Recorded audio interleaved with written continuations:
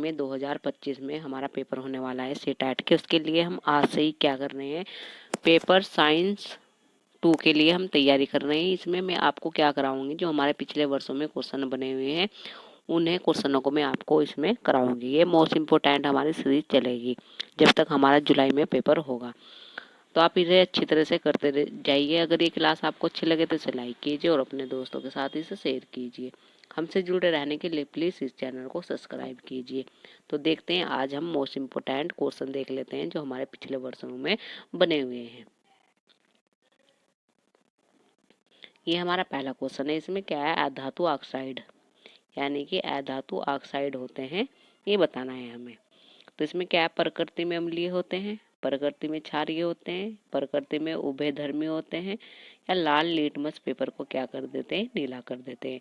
जो हमारे अधातु ऑक्साइड होते हैं तो वे क्या होते हैं, उनकी प्रकृति कैसे होती है, उनकी प्रकृति अम्लीय होती है।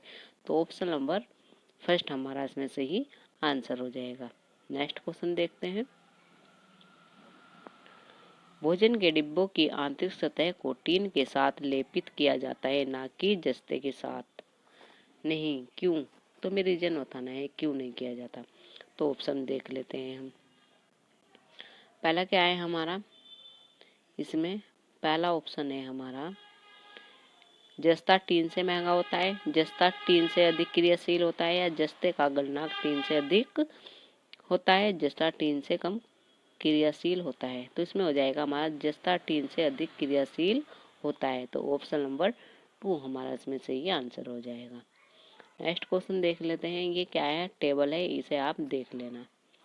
जो हमारी क्या है, ये टेबल बनी हुई है, इसमें वो ये दे रखा है पोटेशियम सोडियम, ये दे रखे हैं। तो इसमें क्या है, आप इन्हें अच्छी तरह देख लेना। जो ऊपर को होता है तो क्या होते हैं, इनकी अधिक होती है हमारे, और जो नीचे होती है इनकी लीस्ट रिएक्शन होती है, यानी कि कम क्रियाशील होते हैं और ये अधिक क्रियाशील होते हैं। नेक्स्ट क्वेश्चन देखते हैं। इसमें क्या है, निम्नलिखित में से कौन सा धातु तन्य अन्य सभी को अनेक लवणीय विलयनों से कर सकता है। तो कौन सा ऐसा धातु है, हमें बताना है। तो इसमें हमारा कॉपर हो जाएगा, आयरन हो जाएगा, सिल्वर हो जाएगा, या जिंक हो जाएगा। तो वो हो जाएगा हमारा धातु अन्य सभी को क्या कर देते हैं, अनेक लवणीय विलयनों में से कर सकते हैं। तो क्या कर सकते हैं, वो कर सकते हैं जिंक। तो ऑप्शन नंबर 4 हमारा इसमें सही आंसर हो जाएगा। नेक्स्ट क्वेश्चन देख लेते हैं। नेक्स्ट क्वेश्चन ये है हमारा, नीचे दिए गए कौन सा कथन सत्य है। तो हमें कौन सा कथन सत्य बताना है। तो ऑप्शन को देखते हैं। सभी धातु ठोस होती है, सभी धातु कठोर होती है, सभी अधातु गैसीय होती है, या सभी अधातु क्या होती है, तन्य होती है। तो इसमें हमारा आ जाएगा जो सभी अधातु क्या होती है, तन्यता होती है। तो ऑप्शन नंबर 4 हमारा इसमें से ही आंसर हो जाएगा। नेक्स्ट क्वेश्चन देख लेते हैं। सभी धातुओं के लिए नीचे दिया गया कौन सा कथन क्या है, सही है। तो सभी धातुओं के लिए नीचे दिया गया कथन कौन सा सही है, ये बताना है। तो ऑप्शन से है हमारा, ये ठोस होती है, ये पानी की तुलना में कम सघन होती है, ये अत्यधिक क्रियाशील होती है, या ये विद्युत की चालन करती है। तो क्या होती है, ये विद्युत की चालन करती है। तो ऑप्शन नंबर 4 हमारा इसमें से ही आंसर हो जाएगा। नेक्स्ट क्वेश्चन देख लेते हैं। नेक्स्ट क्वेश्चन पढ़ने से पहले हम थोड़ा ये जान लेते हैं। इसमें क्या है हमारा, जो हमारे मेटल होती है उसकी रिएक्शन होती है एसिड से। तो क्या होता है, यानी कि धातु अम्लों से विक्रिया करके धात्विक लवण एवं हाइड्रोजन गैस बनाते हैं। सामान्यतः धातु उष्मा और विद्युत की क्या होते हैं, सुचालक होते हैं। धात्विक ऑक्साइड प्रकृति में कैसे होते हैं, क्षारीय होते हैं। कुछ धातु जल से विक्रिया करके धातु ऑक्साइड और हाइड्रोजन गैस उत्पन्न करते हैं। तो ये बताया गया है हमारा इसमें। तो आगे देख लेते हैं।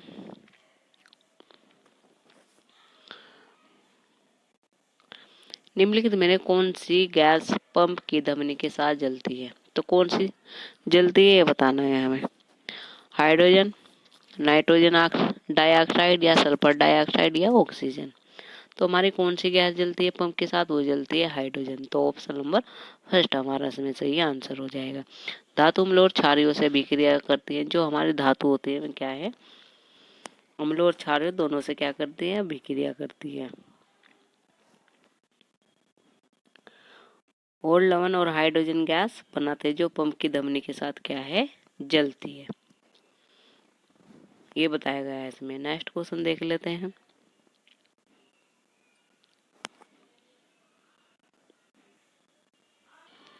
तो नेक्स्ट क्वेश्चन ये हमारा इसमें क्या है? Reaction between which of the following, यानी कि जो हमारे हाइड्रोजन गैस के साथ कौन सी इसमें से अभिक्रिया नहीं करती है, ये बताना है हमें। तो magnesium with dilute hydrochloric acid, या copper with dilute hydrochloric acid, या sulphur powder with the dilute hydrochloric acid, या aluminium with dilute hydrochloric acid. तो कौन से हो जाएगा? इसमें हो जाएगा हमारा B, copper with dilute hydrochloric acid. इसमें क्या है? जो कॉपर होता है हमारा पीतल प्लस कांसा होता है, तो दोनों हाइड्रोक्लोरिक अम्ल से क्या है? वे अभिक्रिया नहीं करता है। यह गर्म करने पर शांत सल्फ्यूरिक अम्ल H2SO4 के साथ अभिक्रिया कर लेता है, जिससे हमारा क्या बनता है? यह नीला तोता बनाता है। तो ये बताना था, यानी कि इसमें क्या है? ये नहीं रिएक्शन करता है, नॉट रिएक्शन टेक प्लेस। तो ये हो जाएगा इसमें option number B. Next question है हमारा, इसमें हमें बताना है एक्स कोई धातु है जो द्रव्य अवस्था में विद्यमान रहता है। एक्स क्या हो सकता है?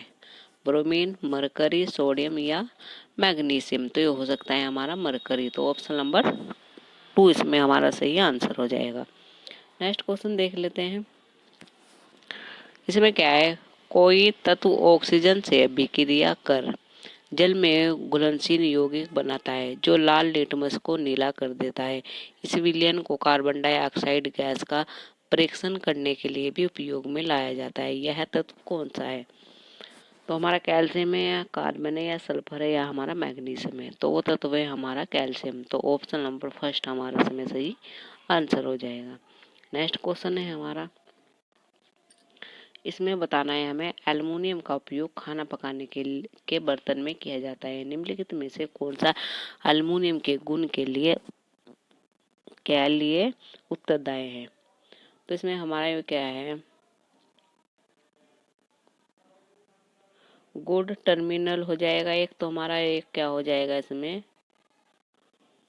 High Milton point. तो यानी कि फर्स्ट और 4 हमारा इसमें सही आंसर हो जाएगा, ऑप्शन नंबर डी। इसमें क्या है हमारा? पृथ्वी की पापड़ी में सबसे प्रचुर मात्रा में पाई जाने वाली धातु कौन सी है?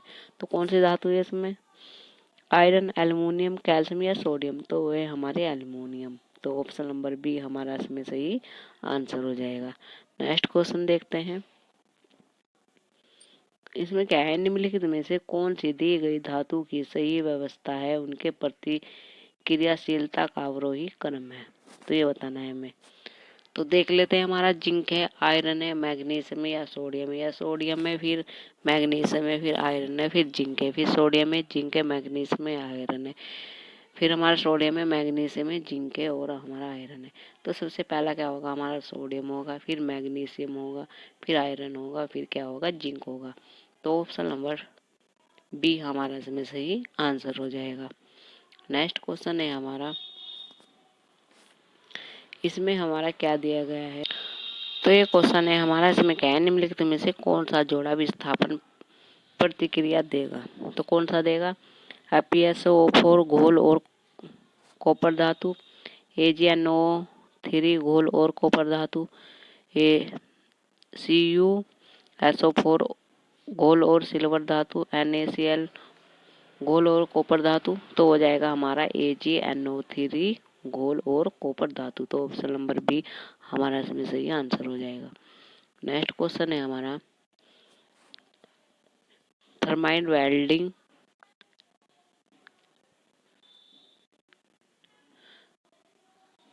वेल्डिंग में और के मिश्रण को जलाकर प्रज्वलित किया जाता है। मैग्नीशियम रिबन जो बड़ी मात्रा में पिघला हुआ लोहे धातु उत्पन्न करता है, उष्मा विकसित होती है। तो किसकी होती है उसमें?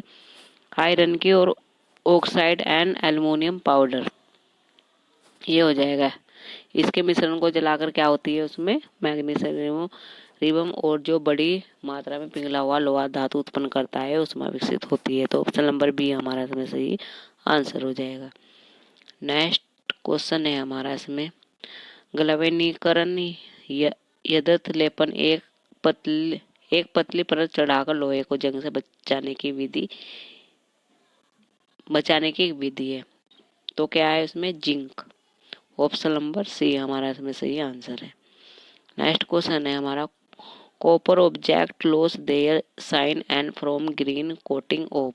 तो कॉपर ऑक्साइड या copper hydro oxide and copper oxide, basic copper carbonate या कॉपर कार्बोनेट। तो उसमें हो जाएगा हमारा ये copper hydroxide and copper oxide. जब कॉपर के बर्तन को लंबे समय तक नरम वायु में खुला रखा जाता है तो उस पर एक हल्के हरी परत जम जाती है। हल्का पदार्थ क्या कहलाता है, हमारा कॉपर हाइड्रोक्साइड। तो ये हमारे क्या है, रिएक्शन भी बताई हुई है हमें। तो ऑप्शन नंबर बी हमारा इसमें सही आंसर हो जाएगा। नेक्स्ट क्वेश्चन है हमारा, एक धातु ए हमारे भोजन का एक महत्वपूर्ण घटक है और दो बनाता है ऑक्साइड बी और सी। ऑक्साइड बी विशेषक है जबकि ऑक्साइड सी ग्लोबल वार्मिंग का कारण बनता है। तो ए हमारा क्या है, कार्बन है, बी इटोफ्रोम टू ऑक्साइड है, बी टॉक्सीवेयर यानी कि CO है हमारा, जो क्या करता है, ग्लोबल वार्मिंग को क्या करता है के कारण होता है। जो और सी क्या है हमारा, इसमें हमारा केस ग्लोबल वार्मिंग है। तो यह आंसर दिया हुआ है इसमें। नेक्स्ट क्वेश्चन देखते हैं, एक तत्व ए पानी के साथ प्रतिक्रिया करके एक यौगिक बी बनाता है जिसका उपयोग किया जाता है सफेद धुलाई गर्म करने पर। यौगिक बी एक ऑक्साइड सी बनाता है जो कि चालू हो जाता है पानी से उपचार करने पर बी वापस मिलता है। ए बी एंड सी पहचाने और बताइए कि प्रतिक्रिया शामिल है। ए ए हमारा क्या है, कैल्शियम धातु है, बी क्या है, कैल्शियम हाइड्रोक्साइड है, सी क्या है हमारा, कैल्शियम ऑक्साइड है। नेक्स्ट क्वेश्चन देखते हैं, एक धातु एम अम्लों से हाइड्रोजन मुक्त नहीं करती है बल्कि उससे अभिक्रिया करती है। उत्पाद को काला रंग देने के लिए ऑक्सीजन एम और काले रंग को पहचाने उत्पादन ऑक्सीजन के साथ एम की प्रतिक्रिया की संख्या बी करे। तो एम क्या हमारा, कॉपर है, एम क्या है हमारा, इसमें कॉपर है और किसके साथ, हाइड्रोजन के साथ इसकी क्रिया करा रहे हैं हम। तो क्या बनता है हमारा, कॉपर ऑक्साइड बनता है हमारे, यानी कि ऑक्सीजन के साथ इसकी क्रिया कराने पर क्या बनता है, कॉपर ऑक्साइड बनता है जो ब्लैक रंग का होता है हमारा।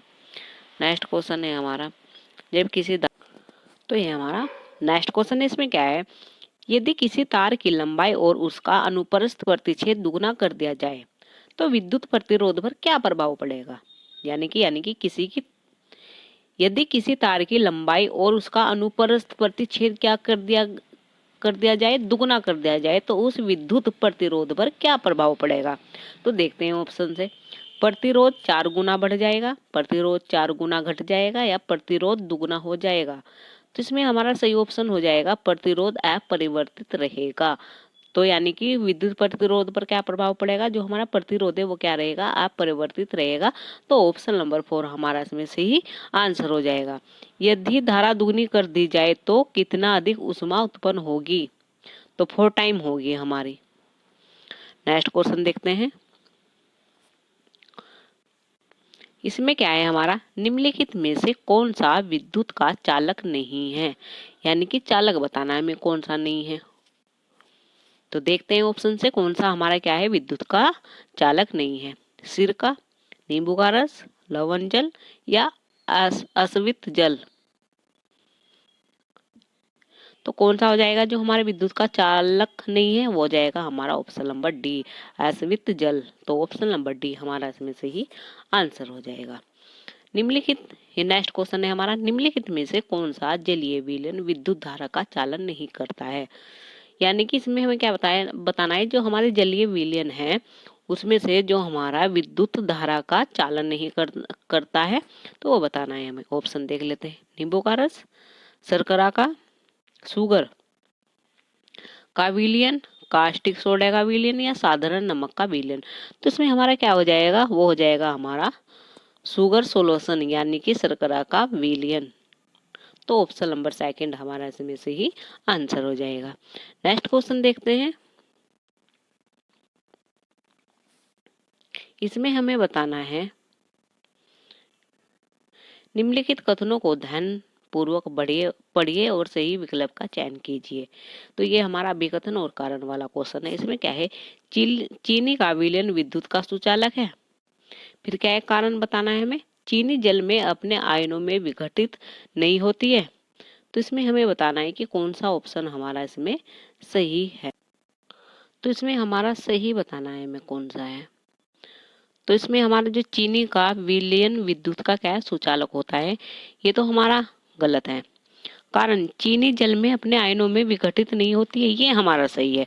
तो ऑप्शन कौन सा हमारा सही हो जाएगा, इसमें हो जाएगा हमारा ऑप्शन, यानी कि ए तो हमारा असत्य है किंतु आर क्या है हमारा सत्य है। तो ऑप्शन नंबर डी हमारा इसमें यानी कि 4 हमारा इसमें क्या है, सही आंसर हो जाएगा। नेक्स्ट क्वेश्चन देख लेते हैं। ये भी हमारा अभिकथन और कारण का क्वेश्चन है। अभिकथन और कारण के बहुत क्वेश्चन बनते हैं, तो आप इन्हें अच्छी तरह से कर लीजिए। तो इसमें क्या है, निम्नलिखित कथनों को सावधानी पूर्वक पढ़िए और सही विकल्प का चयन कीजिए। तो देखते हैं, ये हमारा अभिकथन है और ये हमारा कारण है। तो अभिकथन क्या है हमारा, लवणीय विलयन विद्युत का एक उत्तम चालक होता है। बिल्कुल सही है। जो हमारा लवणीय विलयन होता है वो क्या है, एक विद्युत का एक उत्तम चालक होता है। कारण क्या है हमारा, लवण जल में घुलने पर आयनों में विघटित हो जाता है, यानी कि जो लवण है वो जल में घुलने पर क्या हो जाता है, अपने आयनों में विघटित हो जाता है। तो दोनों हमारा सही है। और हमारा जो आर है वो एक ही सही व्याख्या भी करता है। तो ऑप्शन नंबर हमारा फर्स्ट इसमें सही आंसर हो जाएगा। ए और आर दोनों सत्य हैं और एक ही सही व्याख्या करता है आर। तो ऑप्शन नंबर फर्स्ट हमारा इसमें से ही आंसर हो जाएगा। नेक्स्ट क्वेश्चन देख लेते हैं। नेक्स्ट क्वेश्चन है हमारा, तो एक क्वेश्चन है हमारा नेक्स्ट, इसमें क्या बताया गया है, एक विद्युत धारा यानी कि एक विद्युत धारा क्या है, इसमें हमें बताना है। तो ऑप्शन देख लेते हैं। ताप प्रभाव उत्पन्न कर सकती है, रासायनिक प्रभाव, चुंबकीय प्रभाव, या रासायनिक ताप और चुंबकीय प्रभाव। जो हमारी क्या है एक विद्युत धारा होती है वो क्या करती है, रासायनिक ताप और चुंबकीय प्रभाव उस पर पड़ता है। तो ऑप्शन नंबर डी हमारा इसमें सही आंसर हो जाएगा। नेक्स्ट क्वेश्चन देख लेते हैं। नेक्स्ट क्वेश्चन है हमारा, इसमें क्या है, निम्न में से कौन सी युक्ति अपने कार्य में विद्युत धारा के चुंबकीय प्रभाव के सिद्धांत का उपयोग नहीं करती है, ये बताना है हमें। तो देखते हैं ऑप्शन, यानी कि विद्युत धारा के चुंबकीय प्रभाव के सिद्धांत का उपयोग नहीं करती है। तो ऑप्शन है हमारा मोटर, जनरेटर, विद्युत हीटर, या विद्युत घंटी। तो कौन सी नहीं करती, वो हो जाएगी हमारी विद्युत हीटर। तो ऑप्शन नंबर सी हमारा इसमें सही आंसर हो जाएगा। नेक्स्ट क्वेश्चन है हमारा,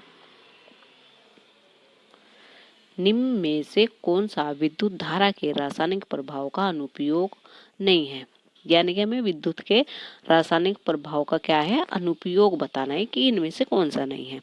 पहला क्या है हमारा, विद्युत अपघटन, फिर क्या है विद्युत लेपन, फिर क्या है विद्युत चुंबक, फिर क्या है यदासीकरण।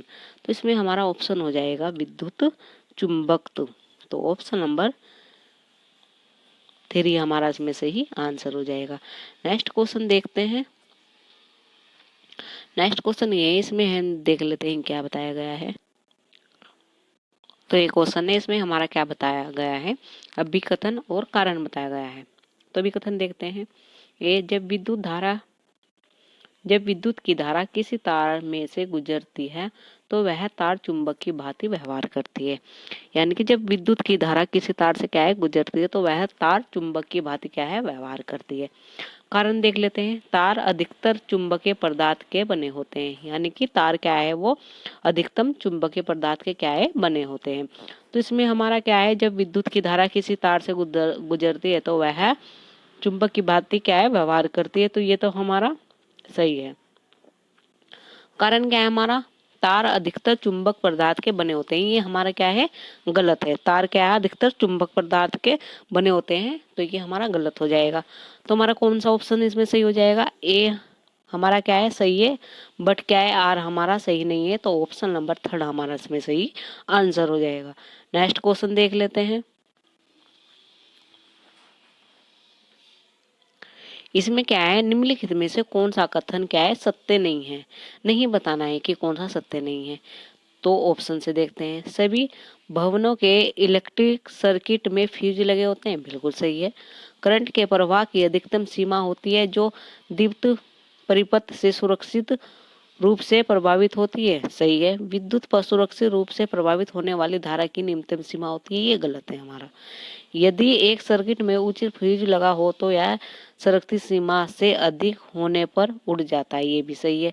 तो कौन सा ऑप्शन हमारा गलत हो जाएगा, इसमें ये हो जाएगा, विद्युत पर सुरक्षित रूप से प्रभावित होने वाली धारा की न्यूनतम सीमा है। तो ऑप्शन नंबर सी हमारा इसमें सही आंसर है। नेक्स्ट क्वेश्चन देखते हैं। नेक्स्ट क्वेश्चन ये है हमारा, तो इसमें क्या बताया गया है हमारा, अच्छे हीटर से उपयोग करने पर फ्यूज तार बार बार जल जाता है कि फ्यूज तार का उपयोग करने की सलाह दी जाती है। यानी कि अच्छे हीटर से उपयोग करने पर क्या है, फ्यूज बार बार क्या है, जल जाता है कि फ्यूज तार का उपयोग करने की सलाह दी जाती है। तो अधिकतम लंबाई, कम त्रिज्या, कम लंबाई या अधिक त्रिज्या। तो इसमें हो जाएगा हमारा ऑप्शन नंबर डी, अधिक त्रिज्या की सलाह दी जाती है। तो ऑप्शन नंबर डी हमारा इसमें सही आंसर हो जाएगा। नेक्स्ट क्वेश्चन देखते हैं। नेक्स्ट क्वेश्चन है हमारे, यदि यह मान लिया जाए कि प्रत्येक केस में उपयुक्त सेल और बल्ब एक समान है तो निम्न में से किस तरह श्रेणीक्रम परिपथ में बल्ब अधिक दीप्त होंगे। तो देखते हैं ऑप्शन से। एक बल्ब एक सेल, एक बल्ब दो सेल, दो बल्ब एक सेल या दो बल्ब एक सेल। तो कब होंगे दीप्त में, जब होंगे एक बल्ब होगा और दो हमारे सेल होंगे। तो ऑप्शन नंबर 2 हमारा इसमें सही आंसर है। नेक्स्ट क्वेश्चन देखते हैं। प्रतिरोध और धारा के बीच क्या संबंध है। जो हमारा क्या है, प्रतिरोध है और धारा है, उसके बीच क्या संबंध है। तो देखते हैं ऑप्शन से। वे सीधे एक दूसरे से संबंधित है, वे एक दूसरे से विपरीत रूप से संबंधित है, प्रतिरोध का परिणाम धारा से अधिक होता है, धारा का परिणाम प्रतिरोध से अधिक होता है। तो किससे है वे एक दूसरे से क्या है, विपरीत रूप से संबंधित है। तो ऑप्शन नंबर बी हमारा इसमें सही आंसर हो जाएगा। नेक्स्ट क्वेश्चन है हमारा, प्रतिरोध 20 और क्या है ये हमारा 4 प्रतिरोध का कौन सा संयोगी सर्किट में धारा के लिए सबसे कम प्रतिरोध प्रदान करता है। तो कौन सा करता है हमारा, देख लेते हैं। श्रृंखला संयोजन जिसके परिणाम स्वरूप 20 ओम का शुद्ध प्रतिरोध होगा। फिर क्या, समानता संयोजन के परिणाम 2 का शुद्धतम प्रतिरोध होगा।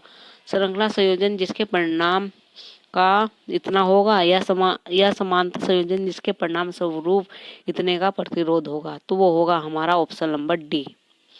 ऑप्शन नंबर डी हमारा इसमें सही आंसर हो जाएगा। नेक्स्ट क्वेश्चन देखते हैं। नेक्स्ट क्वेश्चन है हमारा, इसमें क्या बताया गया है। तो ये क्वेश्चन है हमारा, इसमें क्या है, y द्वारा x को आवेशित किया जाता है। यह पाया गया है कि x जो आवेश प्राप्त करता है वह y के विपरीत है। तो आवेश का परक्रम हो सकता है तो बताना है हमें। ऑप्शन देख लेते हैं हमारा, x और y हमारा क्या है ये देख लेते हैं। तो घर्षण का चालन है, घर्षण या प्रेरणा है, केवल चालन है या चालन या प्रेरणा है। तो वो है हमारा घर्षण या प्रेरणा है। तो ऑप्शन नंबर 2 हमारा इसमें सही आंसर हो जाएगा। नेक्स्ट क्वेश्चन देखते हैं। तो ये क्वेश्चन है हमारा, इसमें क्या है, दो निरावेशित पिंडों x और y को आपस में एक दूसरे से रगड़ा गया है। x और y उपसर्जित करेंगे करेंगे तो क्या करेंगे में समान एवं सजातीय आवेश, समान एवं विजातीय आवेश या असमान एवं सजातीय आवेश या असमान एवं विजातीय आवेश। तो वो क्या करेंगे हमारा में करेंगे हमारा समान एवं विजातीय आवेश। तो ऑप्शन नंबर सेकंड हमारा इसमें सही आंसर हो जाएगा। नेक्स्ट क्वेश्चन देख लेते हैं। इसमें हमें बताना है निम्नलिखित में से कौन सा विकल्प प्रकाश के यंत्रों को ऊर्जा अक्षमता के सही वृद्धि क्रम में दर्शाता है। तो पहले बताना है कि सबसे ज्यादा हमारा कौन सा है। तो इसमें देखना है हमें। तो इसमें देखते हैं हम सबसे ज्यादा हमारा क्या होगा, एलईडी होगा, ट्यूबलाइट होगा, फिर हमारा सीएफएल होगा, फिर तपती दीप होगा। फिर क्या हमारा सीएफएल होगा, एलईडी होगा, ट्यूबलाइट होगा, ताप दीप्ति होगा। फिर क्या सीएफएल होगा, एलईडी होगा, तपती दीप्त बल्ब होगा या ट्यूबलाइट होगा। तो हमारा सबसे पहले क्या होगा, एलईडी होगा, फिर हमारा सीएफएल होगा, फिर ट्यूबलाइट होगा, फिर तप दीप्त बल्ब होगा। तो ऑप्शन नंबर 4 हमारा इसमें से ही आंसर हो जाएगा। तो ये क्वेश्चन थे जो मैंने आपको कराए हैं। आई होप आप इन्हें अच्छी तरह से समझ पाए होंगे। अगर ये क्लास आपको अच्छी लगे तो इसे लाइक कीजिए और अपने दोस्तों के साथ इसे शेयर कीजिए। हमसे जुड़े रहने के लिए प्लीज़ इस चैनल को सब्सक्राइब कीजिए। तो इस तरह से हमारे साथ आप जुड़े रहिए और अपने साइंस पेपर 2 के लिए अच्छी तरह से तैयारी करते रहिए। धन्यवाद इस क्लास को देखने के लिए।